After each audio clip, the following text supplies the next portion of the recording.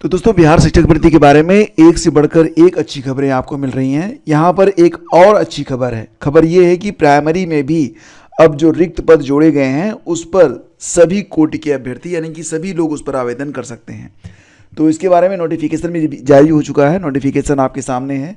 इसमें क्या लिखा गया है कि शिक्षा विभाग बिहार से प्राप्त अधियाचना के आलोक में विद्यालय अध्यापक की नियुक्ति से संबंधित विज्ञापन संख्या 26/2023 यानी कि जो पहली शिक्षक भर्ती हुई थी उसमें जो रिक्त पदों की कुल संख्या है 50,263।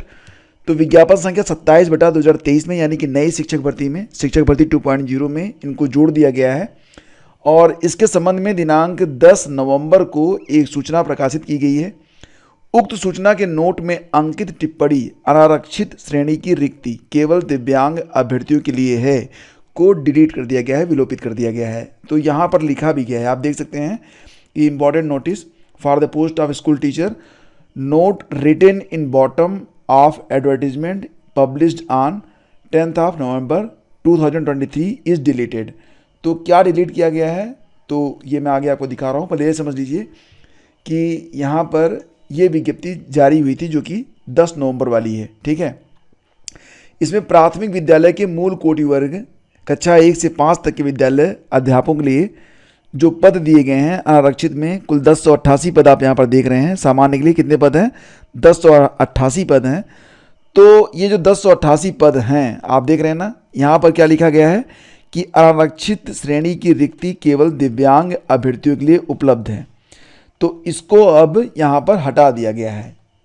ये क्या लिखा गया है कि आरक्षित श्रेणी की रिक्ति केवल दिव्यांग अभ्यर्थियों के लिए है को विलोपित किया जाता है। यानी कि ये जो टिप्पणी की गई थी ये अब ख़त्म कर दी गई है। अब ये जो पद हैं अनारक्षित वाले 1088 पद ये सभी के लिए हो गए हैं, ठीक है। इस पर कोई भी आवेदन कर सकता है।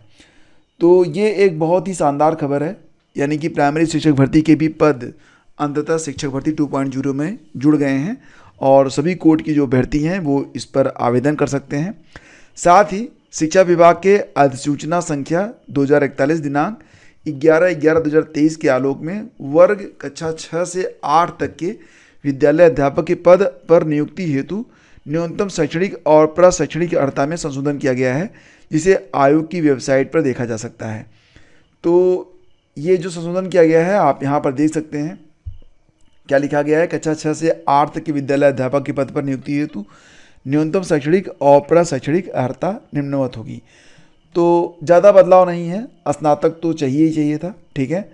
और साथ ही साथ आपको जो है प्रारंभिक शिक्षा में द्विवर्षीय डिप्लोमा चाहिए था या कम से कम 50% अंकों सहित स्नातक या स्नातकोत्तर तथा बीएड, न्यूनतम 45% अंकों के साथ स्नातक। तो ये आप पढ़ सकते हैं यहाँ पर जो भी बदलाव किए गए हैं।